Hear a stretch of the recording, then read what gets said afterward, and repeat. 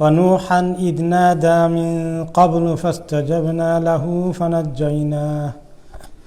فنجيناه وأهله من الكرب العظيم ونصرناه من القوم الذين كذبوا بآياتنا إنهم كانوا قوم سوء فأغرقناهم أجمعين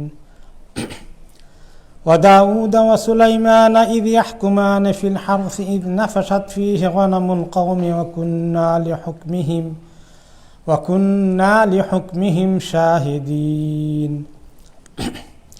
ففهمناها سليمان وكلا آتينا حكما وعلما وسخرنا مع داود الجبال يسبحن والطير وكنا فاعلين وعلمناه صنعة لبوس لكم لتحصنكم من بأسكم فهل أنتم شاكرون ولسليمان الريح عاصفة تجري بأمره إلى الأرض التي باركنا فيها وكنا بكل شيء عالمين ومن الشياطين من يغوصون له ويعملون عملا دون ذلك وكنا لهم حافظين وأيوب إذ نادى ربه أني مسني الضر وأنت أرحم الراحمين فاستجبنا له فكشفنا ما به من ضر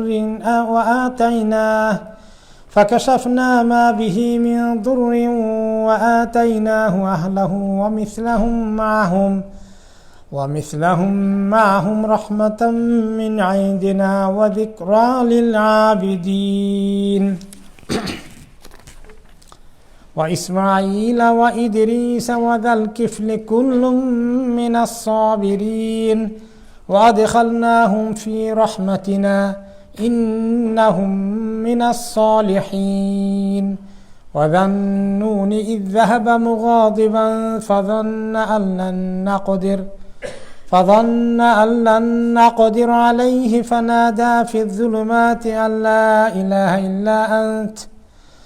لا إله إلا أنت سبحانك إني كنت من الظالمين فاستجبنا له ونجيناه من الغم وكذلك ننجي المؤمنين الحمد لله رب العالمين والصلاة والسلام على أشرف الأنبياء وسيد المرسلين نبينا محمد وعلى آله وأصحابه أجمعين আজকে আমাদের তাফসীর শুরু হচ্ছে সূরা আল আম্বিয়ার 76 নম্বর আয়াত থেকে 76 আয়া অফ সূরা আল আম্বিয়া।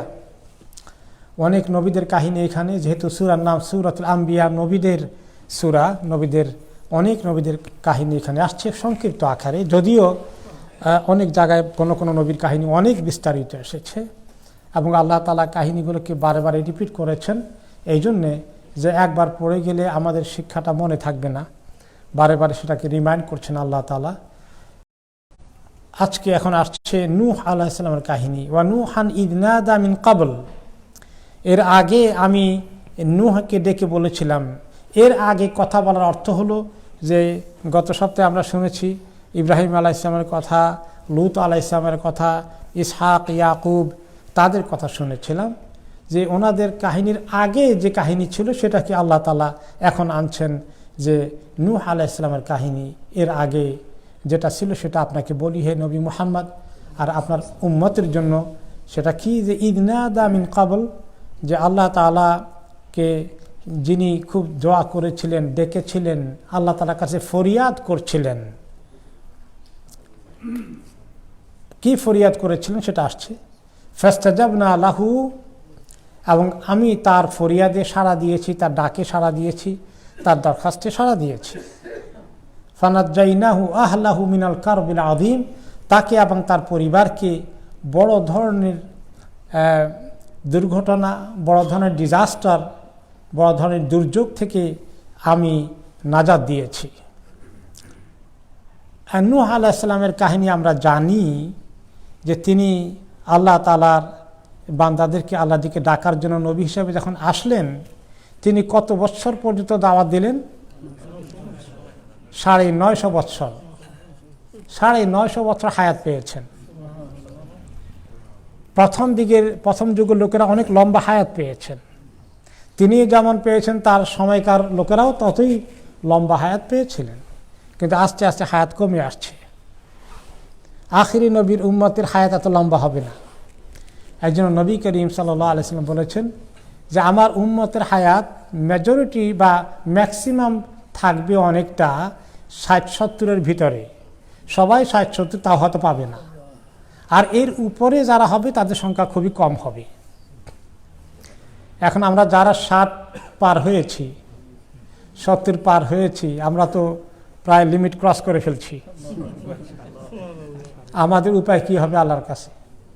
একটা হাদিসে কি এসেছে, যে ব্যক্তিকে আল্লাহ তাআলা 60 বছর 60 ইয়ার্স হায়াত দিয়েছেন, আল্লাহ তাআলার কাছে তার কোনো ওজর খাহি করার সুযোগ থাকবে না, কোনো এক্সকিউজ থাকবে না। এখন তো দেখা যায় আমি সেই কাতারে ঢুকে গিয়েছি, আল্লাহর কাছে তো আমার কোনো ওজর থাকবে না। ইন্না লিল্লাহি ওয়া ইন্না ইলাইহি রাজিউন। যারা এর আগে চলে গিয়েছেন হয়তো কিছু ওজর দিতেন। কি ওজর থাকতো? যে আল্লাহ, কেবলমাত্র আমি জীবনের অনেক স্ট্রাগল করলাম, একটু বয়স পাবো, আপনার ইবাদত করবো, সে সুযোগই তো দিলেন না। এই কথা হয়তো বলতে চাইবে।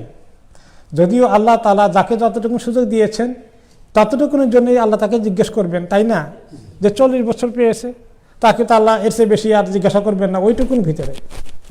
কাজে আমরা যারা এখনো যারা এখানে আছেন, 30-40-এর কোঠায় আছেন, আপনারা মনে করবেন না যে আমরা তো এখনো সেই লেভেলে যাইনি, কাজে আমাদের সুযোগ আছে। সুযোগ আল্লাহ কাকে দিবেন তা তো আমরা জানি না। অনেকে আল্লাহ ডেকে নিচ্ছেন অনেক আগেই, তাই না? তবে যাদেরকেই আল্লাহ তাআলা একটু লম্বা হায়াত দিচ্ছেন, আমরা কিন্তু আল্লাহ তাআলার কাছে অনেক বেশি কাতর হয়ে যাওয়া লাগবে যে আল্লাহ আমাকে তো যথেষ্ট হায়াত দিলেন, কিন্তু আমি কি কাজে লাগালাম, কতটুকু জোগাড় করেছি আপনার সঙ্গে যেমন দেখা হবে। ইয়া রাব্বাল আলামিন, আল্লাহ তাআলা আমাদেরকে সাহায্য করুন। তো নূহ আলাইহিস সালাম 950 বছর দাওয়াত দিলেন। দাওয়াত দেওয়ার পরে তাদের অবস্থা কি হলো?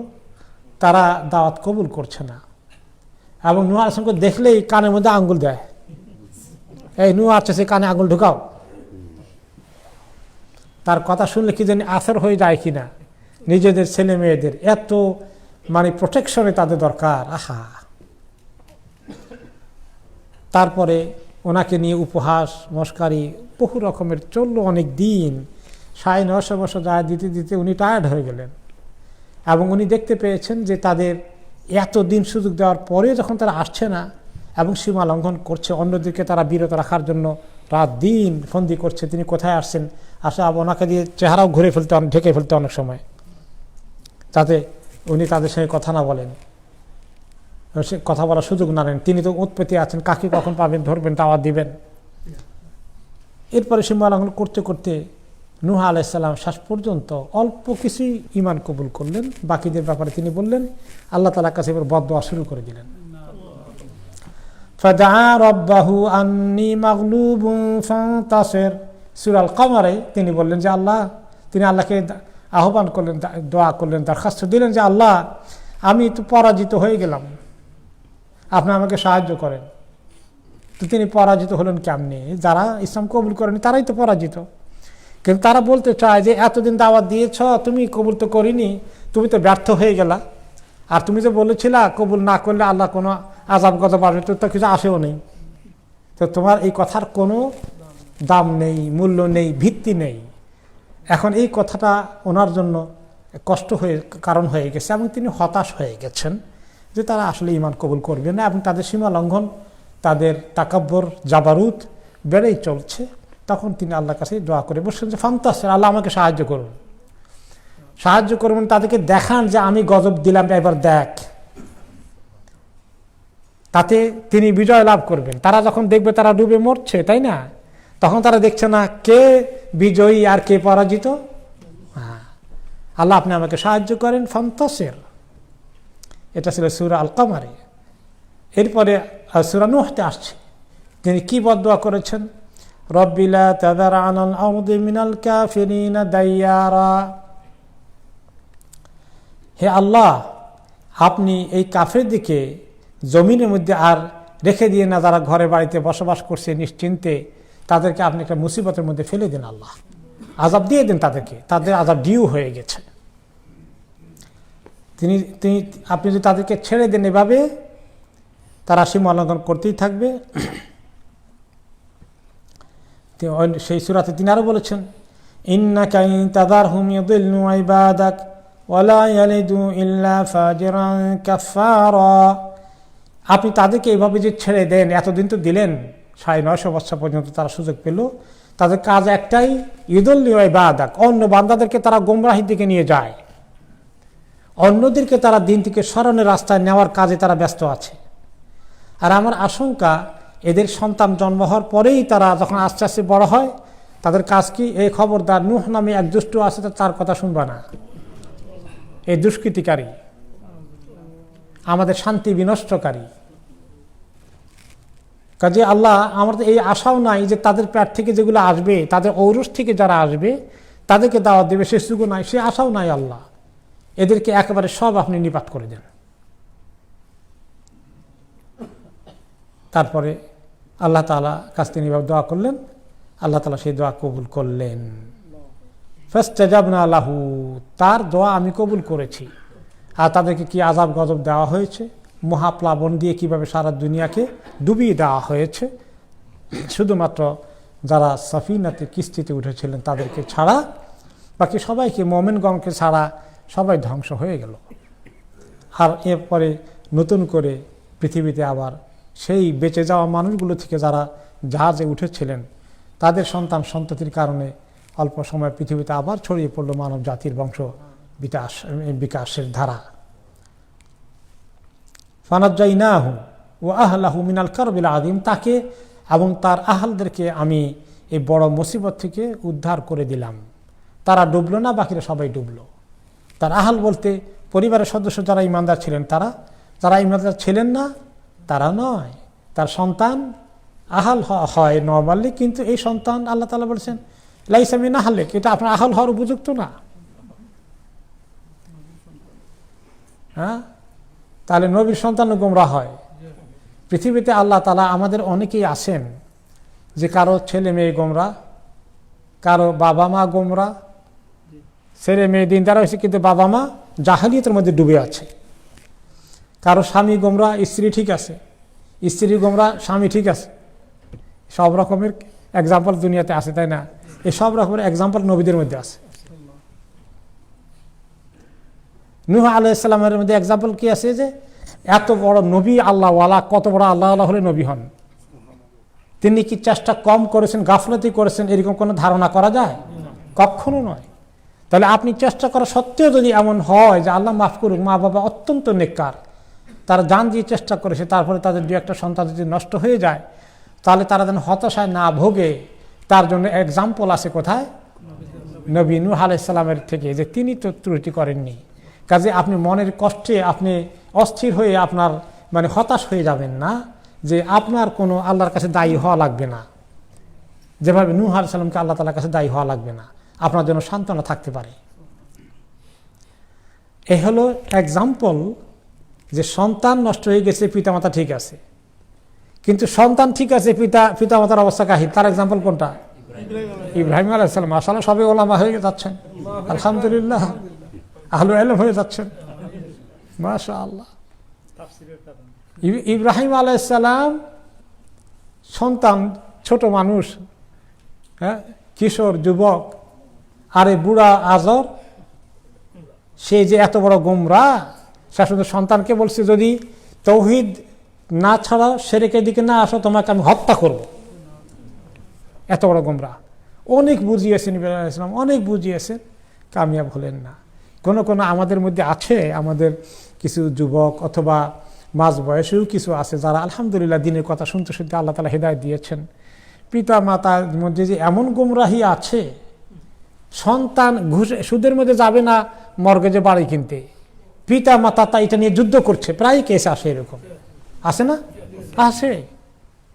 একটা দুইটা তিনটাও করছে, 3 নম্বরটা যেন প্রেশার দিচ্ছে। এরকম গোমরাহ প্রকৃতি আল্লাহ তাআলা কপাল পুড়ে দিয়েছে এই সমস্ত পিতামাতা। তাহলে এই সমস্ত সন্তানের জন্য এক্সাম্পল আছে যে নবী ইব্রাহিমও তো এরকম বাবার সঙ্গে সাফার করেছেন, তো সে তো মুশরিক ছিল, যাক আমার বাবা মুশরিক না, এখন জাহিলিয়াতের মধ্যে আছে, গুনার মধ্যে আছে, আল্লাহ তার হিদায়াত দিক দোয়া করুন। এরপরে লূত আলাইহিস সালামের মধ্যে এক্সাম্পল কি আছে? তিনি মুসলিম, তিনি নবী, তার বিবির অবস্থা কি? অবস্থা খারাপ, কাহিল। ওদের সঙ্গে তার রাত দিন মানে যোগাযোগ, যা আল্লাহর দিনের দুশ্মন যারা, এবং ওনার ঘরে যে 2 ফেরেশতা এসেছিল যুবকের চেহারা নিয়ে, এদের আসার খবর দিয়ে দিছে ওই মহিলা। কত দুষ্ট প্রকৃতির হতে পারে। আল্লাহ তাআলা যখন লূত আলাইহিস সালামকে বলেন বেরিয়ে আসো তুমি তোমার পরিবারের সদস্যদেরকে নিয়ে, তবে তোমার ইল্লা আমরা আতাক, তোমার বিবি না, তার কপালে আছে দুর্ভোগ। তাহলে যে সমস্ত স্বামী কষ্টে আছে, না হারে বিবিটারে এত বুঝান, বিবিটা হেদায়েতের দিকে আসতেই চায় না, তাহলে তাদের জন্য সান্ত্বনার কারণ আছে লূত আলাইহিস সালামের জিন্দেগিতে। আল্লাহ নবী হয়ে বুঝাতে পারেননি, তো আপনি নিজেকে এত ব্যর্থ মনে করবেন না, তবুও চেষ্টা চালিয়ে যান, আল্লাহর কাছে দোয়া করেন। আর যতক্ষণ পর্যন্ত শিরক, কুফর এবং জিনা ব্যভিচারে লিপ্ত না হয়েছে, কুফরান বা ওয়াহান না হয়েছে, ততক্ষণ পর্যন্ত কষ্ট হলেও যদি বাচ্চা কাচ্চা কারো সংসার করতে হয় করতে পারেন। আর যদি সংসার করা অসম্ভব হয়ে যায়, সে রাস্তাও খোলা আছে। যাই হোক, এক্সাম্পল আছে যে স্বামী নেককার হলেও স্ত্রী গুনাহগার হয়ে যেতে পারে। এরপরে স্ত্রী ভালো, অনেক নেককার, কিন্তু স্বামীর অবস্থা কাহিল। তার এক্সাম্পল কোথায়? ফেরাউন। মাশাআল্লাহ, সবাই এখন আমাদের আলহামদুলিল্লাহ ইলম শিখার রাস্তা খুলে গেছে, আলহামদুলিল্লাহ। তাহলে সেখানে আরেক সন্তান রয়েছে, যে স্ত্রী দুষ্ট স্বামীর ঘর করছেন, স্বামীটা নামাজ পড়ে না, স্বামীটা গুনাহগার, তার জন্য সান্ত্বনা আছে। তবে অনেক ওলামাদের ফতোয়া আছে, যারা নির্ভরযোগ্য মুহাক্কিক ওলামা, যে বেনামাজি স্বামীর ঘর করা জায়েজ নাই, এরকম ফতোয়া আছে। তবে আমার ফতোয়া দিয়ে না, আমি এই ফতোয়া মুফতি না, এই ফতোয়ার দায়িত্ব আমি নিচ্ছি না, কিন্তু এটা আহলে ইলমরা বলেছেন। তবে প্রথমেই একবার সংসার না ভেঙে একটু বোঝানোর চেষ্টা করেন, দাওয়াত দেন, যদি আল্লাহ তৌফিক দেয়। না হলে শেষ পর্যন্ত আপনাকে চিন্তা করতে হবে।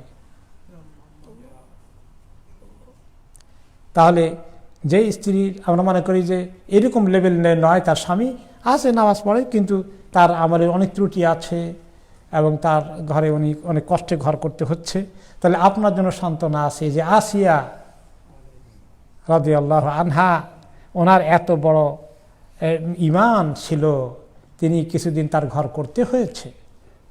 এক পর্যায়ে তিনি আল্লাহর কাছে দরখাস্ত দিয়েছেন, আল্লাহ এই জালিমের হাত থেকে তুমি আমাকে উদ্ধার করে তোমার কাছে নিয়ে যাও। তো তাহলে এখানে এক্সাম্পল রয়েছে। এইভাবে আল্লাহ তাআলা, এখন আমরা আসি যে নূহ আলাইহিস সালামের সন্তান ছাড়া বাকিদেরকে নিয়ে আল্লাহ ওনাকে পার করে দিলেন। এই মহাপ্লাবনে সারা দুনিয়ার মানুষকে, কাফের মুশরিকদেরকে ডুবিয়ে দিলেন। ওয়ানাসরনাহু মিনাল কওমিল্লাযীনা কাযযাবু বিআয়াতিনা, আমি তাকে সাহায্য করলাম ওদের বিপক্ষে, ওদের মোকাবিলায়, যারা আমার আয়াতকে মানতে অস্বীকার করেছিল, তাদের মোকাবেলায় তাকে আমি সাহায্য করলাম। তাদেরকে পরাভূত করে দিলাম, আর নূহ আলাইহিস সালামকে নাজাত দিলাম, তাকে বিজয় দিলাম। কারণ তার দুশমন যখন পরাজিত হয়ে গেল, দুশমন যখন ধ্বংস হয়ে গেল, ওনার বিজয় তো হয়েই গেল। ইন্নাহুম কানু কওমা সাউইন ফাআগরাকনাহুম আজমাইন, তারা ছিল খুবই খারাপ প্রকৃতির লোক, আমি তাদের সবাইকে ডুবিয়ে মারলাম। আল্লাহ তাআলা বলছেন সবাই খুব খারাপ প্রকৃতির লোক ছিল। তাহলে নূহ আলাইহিস সালাম সহজে বদদোয়া করেননি, এরা অত্যন্ত খারাপ লোক ছিল। তিনি জানতে পেরেছেন যাদের অবস্থা হচ্ছে খাতামাল্লাহু আলা কুলুবিহিমের মতো, তাদের কথা আল্লাহ তাআলা আবু জাহাল, আবু লাহাবের কথা যেভাবে বলেছেন, ওই লেভেলে যাওয়ার কারণে নূহ আলাইহিস সালাম এই বদদোয়া করেছেন। তা না হলে নবীরা সহজে বদদোয়া করেন না, ওনারা অনেক কষ্ট করেন। কাজে কেউ যদি এখন মনে করেন কয়েকদিন দাওয়াত দিয়েছেন, দাওয়াত শুরু না, কবুল করে না, এখন তার জন্য আল্লাহ লানত ডেকে আনেন, এটা ঠিক হবে না, তাই না? আমরা তো সেই লেভেলে পৌঁছি নাই, এত কষ্ট করিনি নবীদের মতো। কাজে আমাদের কাজ হলো যারা দিনের দুশ্মনী করে তাদেরকে অভিশাপ করানো হয়, তাই না? তাদের জন্য নবী করিম সাল্লাল্লাহু আলাইহি ওয়াসাল্লাম সহজে অভিশাপ করতেন না। এই ফিউ লোককে অনলি করেছেন তিনি, এই ফিউ সামান্য কয়েকজনকে। বাকি বিশাল জনগোষ্ঠী মক্কার করা সবাইকে তিনি অভিশাপ দেননি। এবং তিনি বলেছেন লাম উবাস লাআনান, যখন ইহুদিরা এসে ওনার বাড়ির কাছে এসে সালাম দিল, কি বলল? আসসালামু আলাইকুম। আসসালামু, নট আসসালামু না, কি বললো? আসসালামু আলাইকুম, মানে তোমার উপর মৌত নাজিল হোক। তো উনি যদি চ্যালেঞ্জ করে যে কি বললা, তখন তারা কি বলবে? আপনারা আসসালামু আলাইকুম বলছি। কারণ এটা যে কাছাকাছি উচ্চারণ, ফাঁকি দেওয়া যাবে, অস্বীকার করবে না আমরা তো আসসালামু আলাইকুম বলি নাই, তাদের মনে এই মতলব আছে। আর নবী করিম সাল্লাল্লাহু আলাইহি ওয়াসাল্লামের প্রতি অভিশাপ তারা দিয়ে দিল, আর তারাও জানে যে এটা নিয়ে উনি বহস করবেন না, কারণ উনি এত সিলি মেন্টালিটির না, এত নিচু মানসিকতার না। তো তারপরে উনি তাদের সঙ্গে কথা বলার পরে যখন ঘরে ঢুকলেন, তখন আয়েশা রাদিয়াল্লাহু আনহা কি বলেন? আলাইকুম লানাতুল্লাহ, তোমাদের প্রতি আল্লাহর অভিশাপ নাজিল হোক। তো আয়েশা রাদিয়াল্লাহু আনহা কি বললেন? যে লানত করো না, আমাকে আল্লাহ লানতকারী হিসাবে নাজিল করেননি। হ্যাঁ, তিনি আপনি শুনেন না আসলে তারা কি বলছে? আমি ঠিক শুনেছি, আমি তাদেরকে শুধু বলেছি ওয়া আলাইকুম, তোমাদের প্রতিও তাই নাজিল হোক। ব্যাস, দ্যাটস এনাফ। এর চেয়ে অগ্রগামী হওয়া দরকার নাই। কাজে আমরা যখন দিনই দাওয়াতের কাজে যারা একটু সময় কাটান, আপনাদেরকে মনে রাখতে হবে, আমাদেরকে খেয়াল করতে হবে যে পৃথিবীর মধ্যে এইভাবে যারা দুশ্মনী করে তাদেরকে সবাইকে লানত দেওয়ার জন্য আমরা আসিনি। নবী করিম সাল্লাল্লাহু আলাইহি ওয়াসাল্লাম যদি শুরুতে লানত দিতেন, তো ওমর রাদিয়াল্লাহু আনহুর অবস্থা কি হতো? আবু সুফিয়ানের অবস্থা কি হতো? ফতে মক্কার পরে যে এত লোক ইসলাম কবুল করলেন, তাহলে কি হতো? অনেকেই সমানে কাফের মুশরিককে লানত দেন, এটাও নবী করিম সাল্লাল্লাহু আলাইহি ওয়াসাল্লামের সুন্নত নয়। তিনি স্পেসিফিক ক্ষেত্রে কোনো কোনো সময় এটা করেছিলেন। এই যে কিছু কবিলা যখন 70 জন সাহাবীকে নিয়ে প্রতারণা করে তাদের সবাইকে হত্যা করলো, কোরআনের হাফেজদেরকে, তখন এই একটা পার্টিকুলার ইনসিডেন্টে তিনি ওয়াল এবং জাকওয়ান কয়েকটি কবিলাকে তিনি লানত করেছিলেন। ইয়ে পড়ে আপনার দোয়া কুনুত নাজিলা পড়ে তাদের জন্য দোয়া করেছিলেন আমাদের মধ্যে, আল্লাহ তাদেরকে লানত করার জন্যে স্পেসিফিক। তারা 70 জন সাহাবীকে ধোকা দিয়ে নিয়ে যে আমরা দিন শিখবো, পাঠান, আমরা তাদের থেকে একটু কোরআন শিখবো, পাঠানোর পরে তাদের উদ্দেশ্য ছিল ওনাদেরকে হত্যা করা। এত বড় জঘন্য কাজ করেছে বিদায় তিনি তাদেরকে লানত করেছেন, কুনুত নাজিলা করেছেন। মাঝে মধ্যে যখন কোনো কোন জায়গায় উম্মতকে এভাবে করে মানে সরাসরি আঘাত করা শুরু করে দেয়, যুদ্ধ করে অথবা হত্যা করতে থাকে, তখন এই জন্য কুনুত নাজিলা পড়া সুন্নত। কিন্তু এখন স্বাভাবিক অবস্থায় আল্লাহুম্মা মানে বলে কাফেরদেরকে লানত করা, ইহুদি নাসারাদেরকে লানত করা, কাফেরদেরকে লানত করা জেনারেলি, এইটা নবী করিম সাল্লাল্লাহু আলাইহি ওয়াসাল্লামের তরিকা নয়। কারণ আমাদের আশা আছে তাদেরকে আমরা দাওয়াতি কাজ, ওদেরকে লানত করলে দাওয়াতি কাজ করবো কাকে? এখান দিয়ে দাওয়াতি কাজ করবো, আরেকখান দিয়ে লানত দিব নাকি? এটা তো হয় না। এই জন্য অন্যান্য নবীরা কি বলেছেন? ইন্নী লাকুম নাসিহুন আমিন, আমি তোমাদের একান্ত কল্যাণকামী। আমরা ইহুদি নাসারা কাফেরদের আমরা কল্যাণ চাই। কেন কল্যাণ চাই? তারা দ্বীনের দিকে আসবে, তারা জান্নাত পাবে, আলহামদুলিল্লাহ। এই জন্য এইভাবে লানত করা ঠিক নয়। তাহলে আমরা নবী নূহ আলাইহিস সালাম যেটা করেছেন, তিনি 950 বছর দাওয়াতি কাজ করার পরে নবীর পক্ষে অ্যাসেসমেন্ট করা রাইট ওয়েতে সম্ভব হয়েছে। তিনি মূল্যায়ন করতে পেরেছেন যে না আসলে এটা হবে না, খাতামাল্লাহু আলা কুলুবের মতো, তখন গিয়ে তিনি এটা করেছেন। কাজে আমরা যদি বলি কয়েকদিন দাওয়া দিয়েছি আর এই কপালে নাই, খাতামাল্লাহু আলা কুলুবিহিম অবস্থা চলে গেছে, তখন আমরা এরকম করে রাগ গোসা করি অথবা আল্লাহর কাছে লানত করি, দ্যাটস নট গুড। দাঈল আল্লাহ কাজ করতে পারে না। পরশ দাঈল আল্লাহকে মানুষ মনে করবে সে আমাদের সবচেয়ে বড় কল্যাণকামী, তার দিনের দাওয়াত পছন্দ করি না, কিন্তু ব্যক্তিটা অনেক ভালো, এরকম বলেছেন না নবী মুহাম্মদ সাল্লাল্লাহু আলাইহি ওয়াসাল্লাম বিষয়ে? আল আমিন, তার পার্সোনাল ব্যাপারে কোনো আপত্তি নেই, তিনি এত ভালো মানুষ, কিন্তু তার দিন আমাদের পছন্দ হয় না। তা আমাদের দাঈল আল্লাহকে এভাবে হওয়া লাগবে, তাহলেই দেখা যাবে যে এক সময় আলহামদুলিল্লাহ অনেককে আল্লাহ তাআলা তৌফিক দিয়েছেন। এরপরে আল্লাহ তাআলা যে নবীর কাহিনী আনছেন, 2 নবী বাপ বেটা, বাপ বেটা নবীকে দাউদ এবং সুলাইমান আলাইহিস সালাম, আরো আছেন ইব্রাহিম আলাইহিস সালাম, ইসমাইল আলাইহিস সালাম, ইব্রাহিম আলাইহিস সালাম, ইসহাক আলাইহিস সালাম। ওয়া দাউদ ওয়া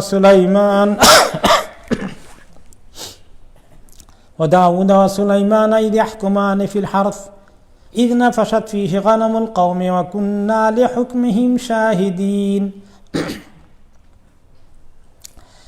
আর দাউদ এবং সুলাইমানের কাহিনী বলছেন আল্লাহ তাআলা। এখন কি কাহিনী? স্পেসিফিক একটা কাহিনী। ইয ইয়াহকুমানি ফিল হারথ, যখন ক্ষেতের ফসল খাওয়ার বিচার করতে বসেছিলেন, বিচার করেছিলেন। ইয নাফাশাত ফীহি গানামুল কওম, যখন কোনো ব্যক্তির সুন্দর বাগানের কৃষিক্ষেতের উপরে চড়াও হয়ে গেল আরেক ব্যক্তির কতগুলো ছাগল ভেড়া, এক পাল এসে ঢুকলো, তাও রাতের বেলায়। রাতের বেলায় এক পাল এসে এক ব্যক্তির কৃষি ফার্মের মধ্যে ঢুকে তার ফসল একদম সর্বনাশ করে দিল। কোনো কোনো রেওয়ায়েত আসছে এটা ছিল আঙ্গুর ফল, এবং সুন্দর করে বিশাল আঙ্গুলের বাগানে এত সুন্দর করে আঙ্গুলগুলো কেবল ধরেছে, থোকায় থোকায় ভর্তি হয়ে গেছে। আঙ্গুলগুলো কিছুদিন পরে পাকবে। এত সুন্দর এই ফল আসার কাছাকাছি সময়ে এক ব্যক্তি সেখানে তার ছাগলের পাল ঢুকিয়ে দিলে গোটা বাগানকে ধ্বংস করে দিল। কত বড় ক্ষতি হয়েছে কৃষকটার। সে কৃষকটা এসে এবার করলো, বিচার দিল, ওই ছাগলওয়ালার বিরুদ্ধে নালিশ আসলো দাউদ আলাইহিস সালামের কাছে। নাফাশাত ফীহি গানাম, নাফাশাত মানে রাতের বেলায়। আর রাতের বেলায় যখন যায় তখন তো কেউ দেখে না, তখন তো যা খুশি তাই করে। দিনের বেলা হলে তো মালিক দেখতো। এতে বোঝা গেল হয়তো ওই লোকটা দুষ্টামি করেছে। রাতের বেলায় এই লোকের এই ফসলকে হয়তো বা শেষ করে দেওয়ার জন্য তার একটা মতলব ছিল। এই জন্য সবাই ঘুমিয়ে আসে, রাতের বেলা তার বাগানটাকে শেষ করে দিল। তো ওই সময় যখন ইয়াহকুমান, তারা দুইজনে যখন ফয়সালা করছিল দাউদ এবং সুলাইমান, আমি আল্লাহ তাআলা বলছেন ওয়াকুন্না লিহুকমিহিম শাহিদিন, আমি তাদের হুকুম ফয়সালা কি করছে সেটা আমি উইটনেস ছিলাম, আমি দেখছিলাম তারা কি ফয়সালা করে। দুইটা ফয়সালা হয়েছে। বাবা এক ফয়সালা করে দিলেন, পরে পুত্র এসে আরেক ফয়সালার রেকমেন্ডেশন করলেন, সেই কথা পরে আসছে। আল্লাহ তাআলা বলেন দোনো ফয়সালা আমি দেখছিলাম। ফাফাহামনাহা সুলাইমান, তবে আমি সুলাইমানকে আসল ফয়সালা করার সঠিক বিচারটা, সঠিক ফয়সালা তাকে আমি বুঝিয়ে দিয়েছিলাম। ঘটনা কি হলো? দাউদ আলাইহিস সালামের কাছে যখন আসলো বিচার, তিনি তো তখন নবী এবং তিনি বাদশাহ, তিনি জাজ, সব কিছুই ওনার দায়িত্বে আছে।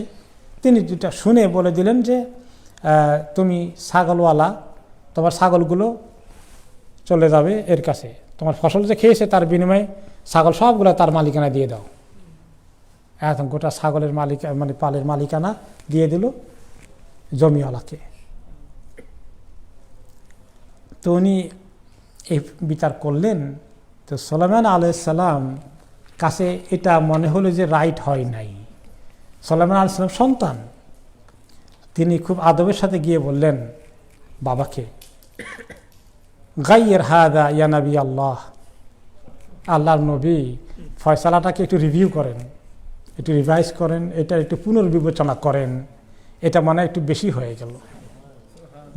হে আল্লাহর নবী, বাবা বলেন নাই, আল্লাহর নবী বলেছেন। কারণ কি? নবুয়তের শান তো অনেক বেশি, আর তিনি নবীর শানে আছেন। কাজেই সুলাইমান আলাইহিস সালামের দায়িত্ব নবুয়তের তো পরে আসছে, এখন উনি তো নবী, কাজে ওনার এই মর্যাদা, নবীর উপরে কথা বলাটা তো চিন্তার বিষয় আছে। সেই জন্য সে আদবকে সামনে রেখে তিনি বলেন আপনি আল্লাহর নবী, আপনি বিষয়টাকে পুনর্বিবেচনা করেন, রায়টা আসলে এরকম না হয়ে অন্যভাবে হলে ভালো হয়। তখন দাউদ আলাইহিস সালাম বলেন ও মা গাকা, যে কি আমি উল্টাপাল্টা কি করলাম, বলো তুমি কি হওয়া উচিত। ক্বালা তাদফাউল কারাম ইলা সাহিবুল গানাম, বাগানের যে মালিক ছিল তার কাছে ছাগলের পাল দিয়ে দেন। এখন ঠিক আছে, কতদিন তার কাছে থাকবে সেটা মেয়াদ ঠিক করে দেন। ফায়াকুম আলাইহি হাত্তা ইয়াউদা কামা কান। তাহলে আর ওয়াতাদফাউ আল গারাম ইলা সাহিবিল কারাম ফায়াসুবু মিনহা হাত্তা ইযা কানা আল কারামু কামা কান। বাগানের দায়িত্বটা দিয়ে দেন ছাগলওয়ালার কাছে, আর ছাগলের দায়িত্ব দিয়ে দেন বাগানওয়ালার কাছে। বাগানওয়ালা কি করবে, এই ছাগলকে পালবে এবং এর দুধ এবং এর ইতিমধ্যে তার বাচ্চা টাচ্চা এগুলো সব সেই পেয়ে যাবে। আর বাগানওয়ালা বাগানে চাষ করবে, নতুন করে চাষ করে চারাটা যখন লাগাবে, লাগানোর পরে যখন ফল দিয়ে যে লেভেলে নষ্ট করেছিল ওই লেভেলে পৌঁছে যায়, তখন ছাগলগুলো সে ফেরত নেবে। হ্যাঁ, আর এই যে ক্ষতি হয়েছে এর এত দিনের, এটা পোষাইয়া যাবে। ছাগলগুলো তার কাছে থাকলে দুধ এবং এর বাচ্চা যে দুই চারটা যে প্রসব করবে এগুলো সে মালিক হয়ে গেল, কিন্তু মূল ক্যাপিটাল, মূলধনটা আবার ওই ছাগলওয়ালার কাছে চলে গেল। দাউদ আলাইহিস সালামের মাথায় আসলে ঠিকই তো বলেছে বাবা, ইনসাফ করা। তা আপনারা বলবেন যে দাউদ আলাইহিস সালাম এত বড় জুলুম করে ফেললেন কিনা। আসলে একটু ছাগলে খেয়ে ফেলেছে, গরুতে খেয়ে ফেলেছে, তার জন্য তো এত বড় শাস্তি হওয়ার কথা না। কিন্তু আসলে ওনার একটু কড়া শাস্তি দেওয়ার কারণ ছিল হয়তোবা এদের মতলব খারাপ, রাতের বেলায় চুরি করে এর বাগান নষ্ট করতেছে, সেটার জন্য শাস্তিটাকে তিনি বাড়িয়ে দিয়েছিলেন। না শুধুমাত্র কারো যে গরু ছাগলে ক্ষেত নষ্ট করে দেয়, পুরো গরু ছাগলের মালিকেরা দিয়ে দেয়, এটা তো কমন সেন্সে ধরে না। তো দাউদ আলাইহিস সালাম তো এত কমন সেন্স মিস করার কথা না, তাই না? নিশ্চয়ই তার অসৎ উদ্দেশ্য কারণেই তিনি এই শাস্তির ব্যবস্থা করেছিলেন হয়তোবা, কিন্তু তারপরে এটা বেশি হয়ে গেছে। তো আল্লাহ তাআলা এখন বলেন যে আমি এই যে সুন্দর ভেরি ইনসাফপূর্ণ যে ফয়সালা, ফাফাহামনাহা সুলাইমান, এইটার জ্ঞান আমি সুলাইমানকে দিয়েছি। সে 1 ডিগ্রি বাবার থেকে বেশি বুঝতে পেরেছে এই বিষয়টা।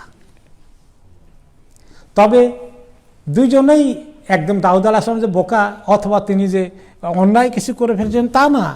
আল্লাহ তাআলা দাউদ আলাইহিস সালামকে এখানে আবার প্রোটেক্ট করছেন যে ওয়াকুল্লান আতাইনা হুকমা ওয়া ইলমা, তাদের দুজনকেই আমি দিয়েছি ফয়সালা করার মতো জ্ঞান, এবং তাদেরকে দুইজনকে আমি ইলম দিয়েছি দ্বীনের শরীয়তে। এমন নয় যে দাউদ একেবারেই কোনো বোকামি করেছে, কিন্তু এখানে তার হাতে একটু মাত্রা বাড়তি হয়ে গিয়েছিল। কিন্তু আমি তাকে বুঝিয়েছি সুলাইমানকে আসল জিনিসটা কোন জায়গায় গিয়ে ইনসাফ হয়।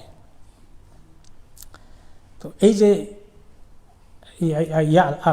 সুলাইমান আলাইহিস সালাম তিনি অনেক দিক থেকেই আসলে আলহামদুলিল্লাহ বিচক্ষণ ছিলেন। আরেকটি কেস ওনার আছে, যখন এসেছিল আরেকটি কেস, তো আল্লাহ তাআলা দুজনকে প্রশংসা করেছেন যে উভয়কে আমি নবুয়ত দিয়েছি, উভয়কে আমি ইলম দিয়েছি, উভয়কে আমি বুঝার মতো জ্ঞান দান করেছি। দুজনকে প্রশংসা করেছেন। দাউদ আলাইহিস সালামকে নিন্দা করেন নাই যে উনি বুঝতে পারেন নাই, ভুল করেছেন, এটা বলেন নাই। তাতে বোঝা গেল যে দাউদ আলাইহিস সালামটাকে সরাসরি ভুল বলা যায় না, কিন্তু তুলনামূলকভাবে মাত্রা একটু বাড়তি হয়ে গেছে।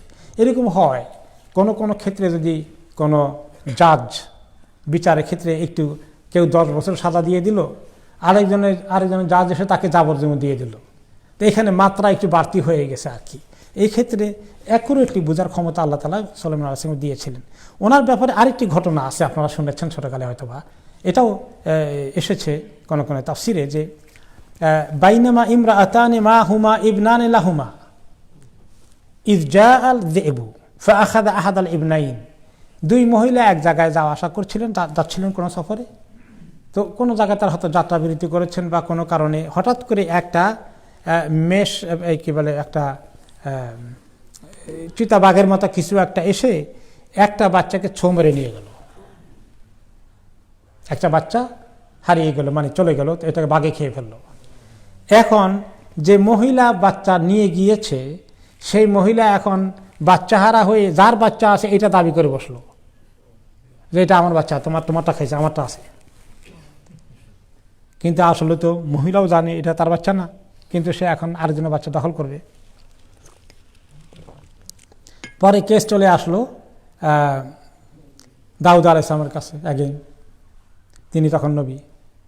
তো দাউদ আলাইহিস সালাম দুজনের কথাবার্তা শুনে বললেন, আচ্ছা তো বাচ্চা বড় জনেরই হোক, বয়সে দুইজনের মধ্যে যে বয়সে বড় তাকেই তিনি বাচ্চার ফর্মুলা দিয়ে দিলেন। তিনি বুঝতে পারছেন না যে আসলে কার, ওনার কাছে ক্লিয়ার হয় নাই।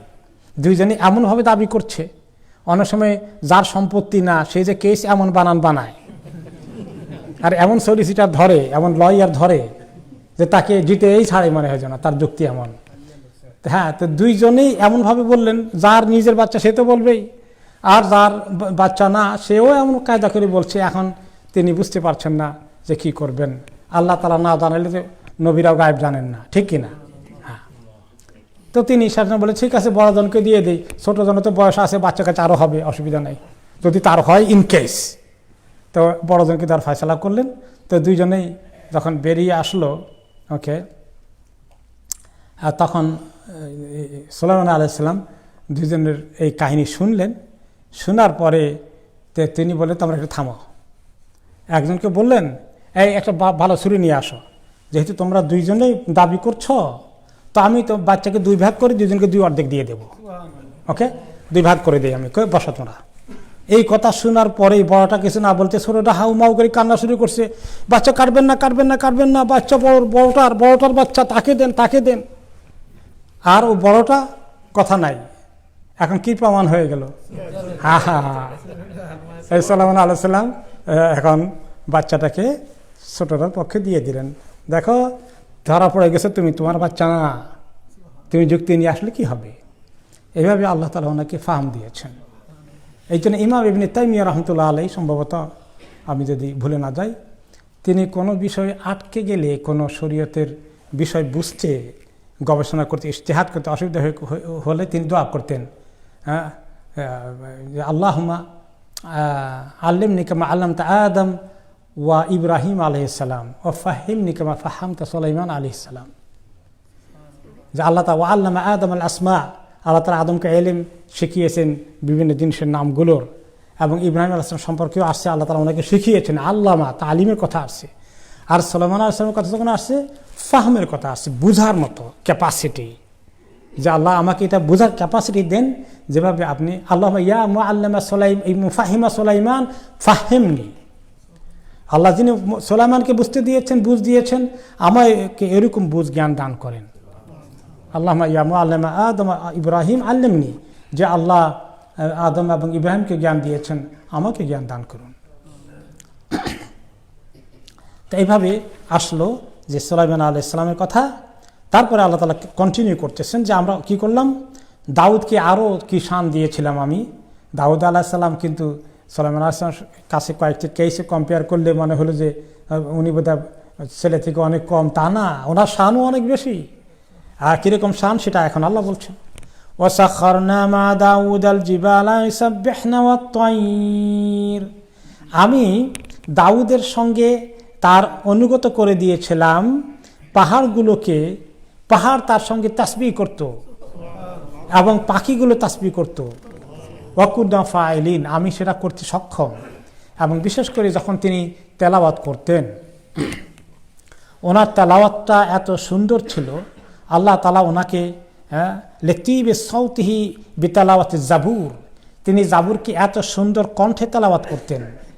ওয়াকানা ইযা তারান্নামা বিহি তাকিফুত তায়র ফিল হাওয়া ফাতুজাউ বিহু, পাখিগুলো যখন উড়ে যেত সবগুলো এখানে এভাবে থমকে দাঁড়াতো ওনার তেলাওয়াত শোনার জন্য। এবং তারুদ্দু আলাইহিল জিবাল, এবং পাহাড়ও ওনার সঙ্গে সুর মিলাতো। সাখার না, পাহাড় কেমনে সুর মিলায়? পাহাড়ে তো কণ্ঠ নাই। তো আল্লাহ তাআলা তাকে সেভাবে সুর দিয়েছেন, অনুগত করে দিয়েছেন, তাকে সুরের ব্যবস্থা করে দিয়েছেন যে দাউদের সঙ্গে তারাও কণ্ঠ মিলায়।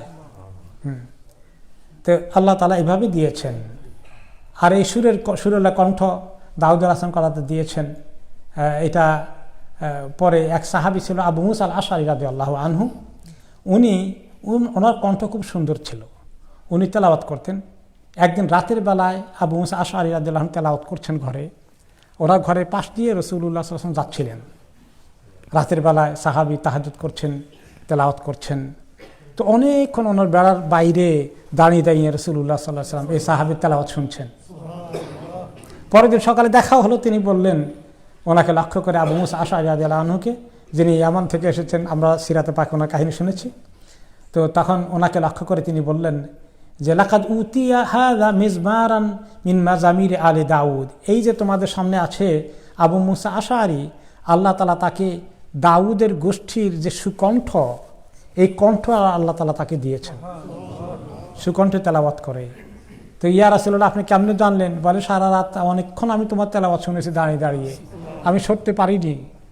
তখন রাসূলুল্লাহ তখন আবু মুসা আশআরী রাদিয়াল্লাহু আনহু বললেন, ইয়া রাসূলুল্লাহ লা আলিমতু আন্নাকা তাসতামু লা হাব্বারতুহু লাকা তাহবীরান। আহারে, আমি যদি জানতাম যে আপনি আমার তেলাওয়াত শুনছেন, তাহলে আমি আরো কত সুন্দর করে তেলাওয়াত করতাম ইয়া রাসূলুল্লাহ। সুবহানাল্লাহ। সাহাবীদের সঙ্গে রাসূলুল্লাহ সাল্লাল্লাহু আলাইহি ওয়াসাল্লামের সম্পর্ক কত মায়া মমতার, কত মহব্বতের। ইয়া রাব।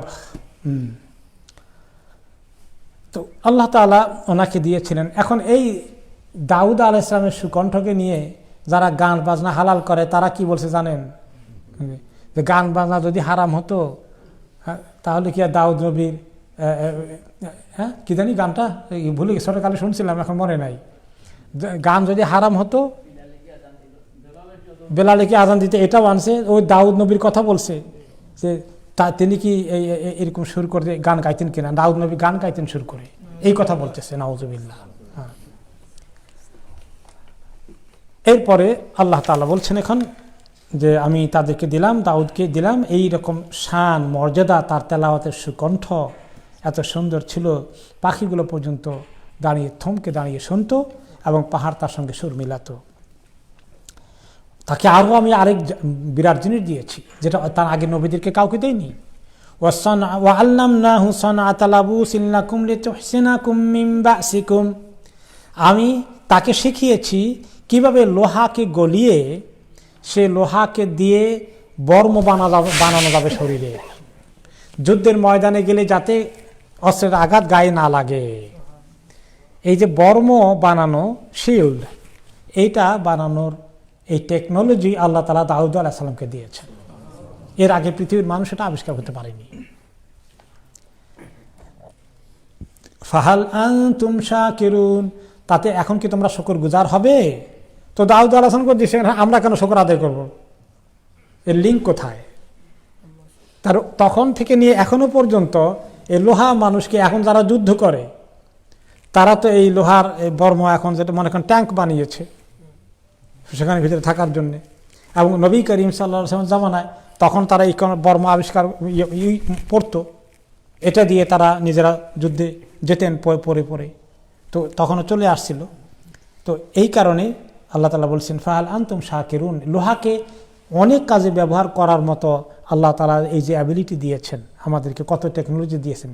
লোহা দিয়ে এখন কি তৈরি না হচ্ছে, লোহার প্রোগ্রেস যে লেভেল, সেটার নাম হলো স্টিল, ইস্পাত, সেটা দিয়ে পৃথিবীর এখন কি তৈরি না হচ্ছে, এরোপ্লেন থেকে শুরু করে সব কিছু তো এই লোহা, ও অরিজিনালি লোহা থেকে ইস্পাত হয়। ফাহাল আনতুম শাকিরুন, তোমরা কি শুকরগুজার হবে? এই ইস্পাতের প্লেনে বসে আমরা কোন দেশ থেকে কোন দেশে উড়ে চলে যাচ্ছি। এখন এই যে প্লেনের কথা বললাম, কারণ পরের আয়াতেই সুলাইমান আলাইহিস সালামের উড়ে যাওয়ার খবর আছে। ওয়ালি সুলাইমান রিহা সিফাতান তাজরি বিআমরিহি ইলাল আরদিল্লাতি বারাকনা ফিহা, আর আমি সুলাইমানের জন্য নিয়ে আসলাম বাতাস, আসিফাতান, অনেক শক্তিশালী বাতাস দ্রুত গতিতে, যেটা আল্লাহর হুকুমে, এটা বা সুলাইমান আলাইহিস সালাম যখন বলেন, হুকুম দেন সেই বাতাসকে তাকে ক্যারি করতে, তাকে বহন করে নিয়ে যায় ইলাল আরদিল্লাতি বারাকনা ফিহা, ওই জমিনে যে জমিনের মধ্যে আমি বরকত দিয়ে ভরপুর করে রেখেছি। আল আরদুল মুবারাকা বলতে বেলাদুস শাম, এই বেলাদুস শাম বলতে সিরিয়া ফিলিস্তিন ওই পুরো রিজিয়নকে তখন বলা হতো আরদুস শাম, আল আরদুল মুবারাকা, যেখানে ফিলিস্তিন বাইতুল মাকদিস থেকে সিরিয়া পর্যন্ত পুরো এরিয়া অত্যন্ত বরকতে পরিপূর্ণ। দুই দিক থেকে বরকত, একদিক থেকে হলো সমস্ত নবীরা, অনেক নবীদের কবর সেখানে রয়েছে, অনেক নবীরা সেখানে এসেছেন, বনি ইসরায়েলের মেজরিটি নবী ওই সমস্ত এলাকায়। আরেকটা হলো ওই জমিনটা অনেক বরকতে পরিপূর্ণ, সেখানকার ফলগুলো অনেক রকমারি ফল হয়, খেজুরগুলো, অরেঞ্জ, ডালিম, আঙ্গুর, আপনি যত রকমের আপেল সবগুলো ওখানে very high quality, best fruits of the world in that এরিয়ার মধ্যে। জাইতুনগুলো সেখানকার অনেক উত্তম। তো এই আরদুল মুবারাকার মধ্যে তিনি এখানে যেতেন, ঘুরতেন। তাফসিরে এসেছে যে কীভাবে সুলাইমান আলাইহিস সালাম, আচ্ছা আমি তার আগে একটু কথা মিস করে ফেলেছি, সেটা হচ্ছে যে দুইজনে যে ফয়সালা করে দিলেন দাউদ এবং সুলাইমান আলাইহিস সালামের, এখানে একটা বিষয় আছে যে কোনো দাউদ আলাইহিস সালামের গুনাহ হবে না এই কারণে কোনো বিচারক যদি তার আন্ডারস্ট্যান্ডিংদের মধ্যে কোনো দুর্নীতি করাপশনের আশ্রয় না নিয়ে তার জাজমেন্টের কারণে সে যদি ফয়সালা করে দেয় তাহলে আল্লাহ তাআলা তাকে দায়ী করবেন না। সে হক বোঝার চেষ্টা করে হক অনুযায়ী ফয়সালা দিয়েছে মনে করেছে, কিন্তু হয়তো তার ফয়সালার মধ্যে অনিচ্ছাকৃত ভুল হয়ে গেছে, এটা আল্লাহ তাকে মাফ করে দিবেন। এই ব্যাপারে একটি ঘটনা আছে, সেটা হচ্ছে ইয়াস ইবনে মুআবিয়া রাদিয়াল্লাহু আনহু, ওনাকে যখন কাজীর জন্য ডাকা হলো, কাজী বানানোর জন্য উমাইয়া খেলাফতের সময়ে, তিনি আসলেন, এসে কাঁদতে থাকলেন হাসান আল বসরির কাছে। হাসান আল বসরি তখন বেঁচে আছেন, যে আমাকে ডাকা হয়েছে কাজীগিরি করার জন্য উমাইয়া শাসনের আমলে, আমাকে কাজীর দায়িত্ব দেওয়া হচ্ছে, বিচারকের দায়িত্ব দেওয়া হচ্ছে, আমি এটা নিয়ে কান্নাকাটি করছি। তুমি কাঁদো কেন? বিচারকের দায়িত্ব পালন করো। قال يا أبا سعيد بلغني أن القضاة رجل اجتهد فأخطأ فهو في النار।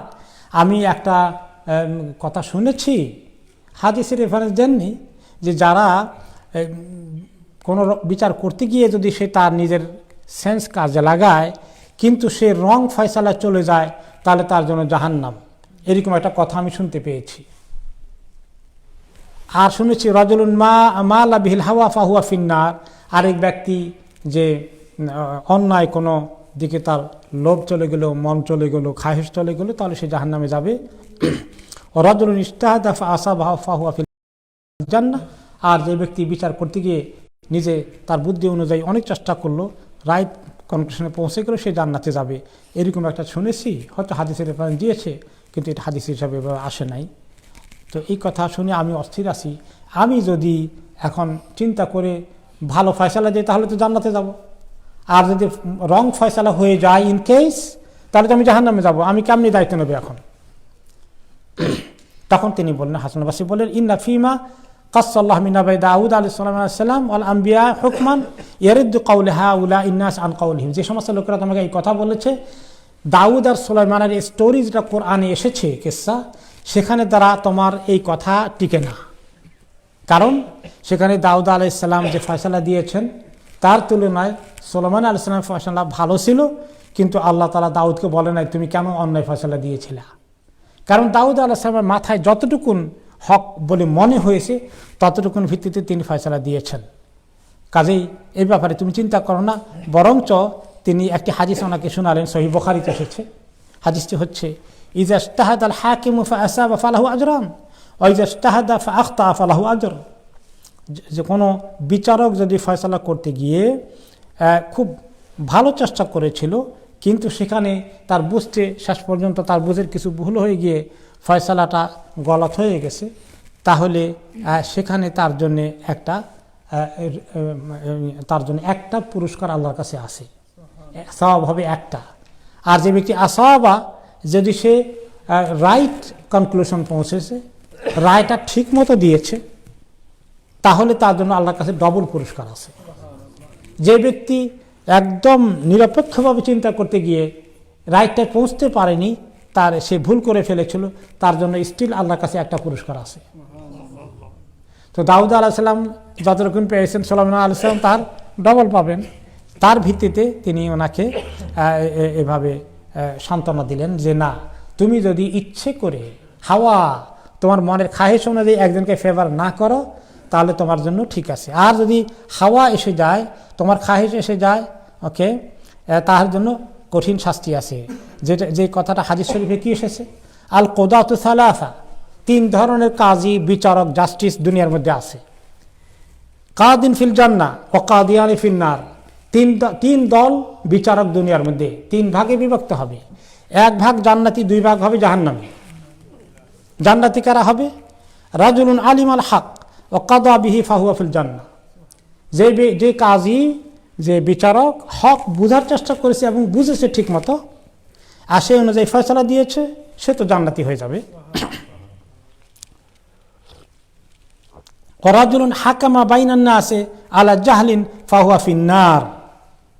আরেক ব্যক্তি মানে সে মানুষকে অন্যায়ভাবে জাহালাতের ভিত্তিতে ফতোয়া দিয়েছে, উল্টাপাল্টা করে দিয়েছে, সে হক বুঝার চেষ্টা করেনি, তাহলে সেই ব্যক্তি জাহান্নামে যাবে। বুঝার চেষ্টা করে নাই, অন্য কোনো ফাংশন কাজ করেছে। ওয়ারাজুলুন আলিমাল হক ওয়া কাদা বিখিলাফিহি ফাহুয়া ফিন্নার।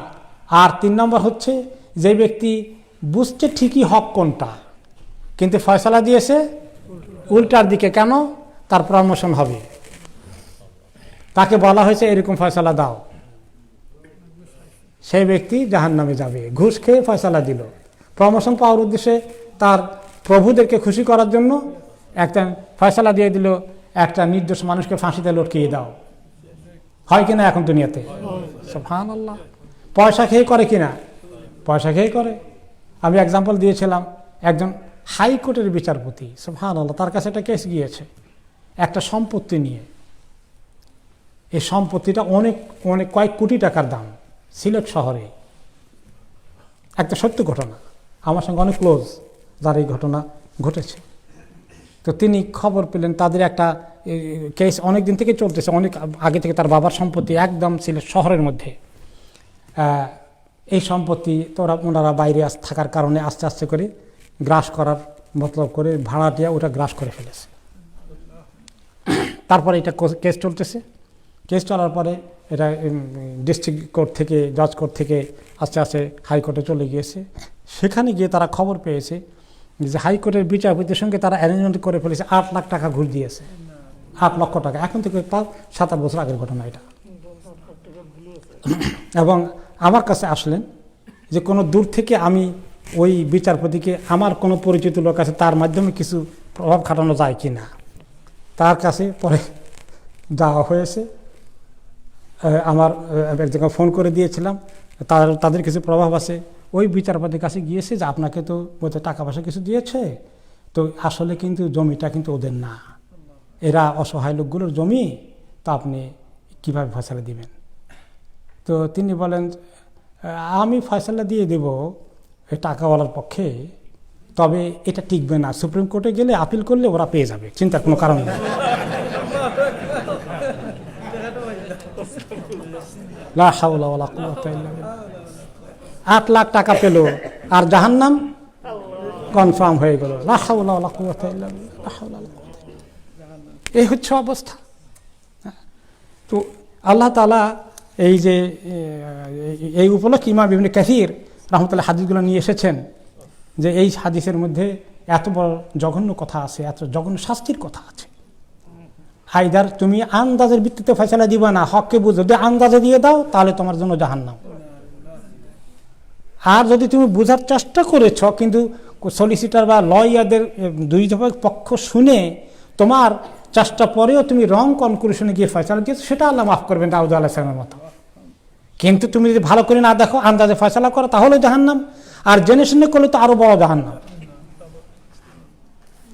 আল্লাহ তাআলা আমাদের বিচারপতিদেরকে বুঝার তৌফিক দান করুন, দুনিয়ার জন্য যেন তার আখিরাতে এত কঠিন শাস্তি তারা না নিয়ে আসে। আল্লাহ তাদেরকে হেদায়েত দান করুন।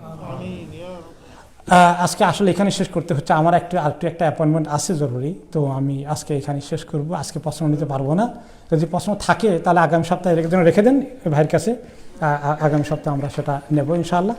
আজকে এখানে শেষ করি। আগামী সপ্তাহে নামাজ তো 7:30, ইনশাআল্লাহ আমরা একটু আর্লি চলে আসলাম, ভালো হবে। জাযাকুমুল্লাহু সুবহানাকাল্লাহুম্মা ওয়া বিহামদিকা আশহাদু আল্লা ইলাহা ইল্লা আনতা আস্তাগফিরুকা ওয়া আতুবু ইলাইক। সাল্লাল্লাহু তাআলা আলা খায়রি সাইয়্যিদিনা মুহাম্মাদ।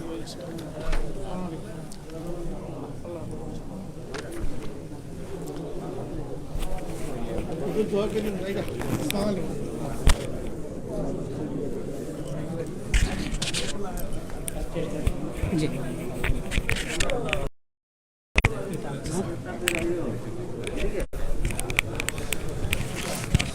আসসালামু আলাইকুম, জাযাকাল্লাহ খাইরান। আপনারা সকলে আপনারা যারা এত সময় সিলেটি অনলাইনের মাধ্যমে আমরা লন্ডনের সবচেয়ে বড় যে মসজিদ ইসলামের মসজিদ থেকে তাফসীর ছিল, সকলে জাযাকাল্লাহ খাইরান। প্লিজ আপনারা এই লাইভটা শেয়ার করিয়া যাতে অন্য দেখার সুযোগ করে দিবা। মনে রাখবা রাসূল সাল্লাল্লাহু আলাইহি ওয়াসাল্লামের একটা হাদিস ছিল কি, যেমন সে নিজে আমল করেন আর তান শেয়ারের মাধ্যমে কিংবা অন্যজনকে আমল করার লাগে উৎসাহিত করেন, তাই আমল করিয়া যে সফাই বা আপনি দেখানোর কারণে আপনার কারণে যতক্ষণ জো করবা আপনি এটা সমান সফাই বা ইনশাআল্লাহ। তাওকে আমরা বেশি বেশি করে নিজে নেক আমল করি, অন্যজনকে আমল করার সুযোগ করে দিই। আমার লগে আছে আমার মায়ের ভাই। আসসালামু আলাইকুম রহমতুল্লাহি ওয়া বারাকাতুহু। আলহামদুলিল্লাহ, আল্লাহ রাখছে, আল্লাহ শুক্রিয়া। আমরা এখন হইতাম পারছি আর আমরা থ্যাংক ইউ জানাইলাম সিলেটি অনলাইনে। সবসময় আমরা ইসলামিক প্রোগ্রামগুলো দরিয়া তুলেন আমার আমিনুল ভাইয়ে। আর আজকে আমরা সবসময় আমরা এভরি শনিবারে আর মঙ্গলবারে আমরা ইস্ট লন্ডন সবচেয়ে বড় মস্কো আই। আমরা শেখ আব্দুল কাইম সাহেবের কাছ থেকে আমরা সুন্দর সুন্দর হাদিস শুনি, আমরা রসুলের সম্বন্ধে, আমরা সব আম্বিয়া সম্বন্ধে আমরা আসলে খুব উপকার পাইলাম। একটা থাকি আমরা দোয়া করি, আপনারাও আমরা শেয়ার করি সিলেটি অনলাইনটা, আপনারা সব দেখবা, দেখে উপকার পাইবা ইনশাল্লাহ। আর আমরা লাগিও দোয়া করবা, আমরা শায়েখ লাগে দোয়া করবা, আমিনুল ভাই লাগে আমরা থ্যাংক ইউ জানাইলাম আর মুবারকবাদ। আসসালামু আলাইকুম। আসসালাম, জাযাকাল্লাহ খাইরান ভাই। মায়ের ভাই লাগে মায়ের কথা খোলাইছে, তো দোয়া করবেন ইনশাআল্লাহ।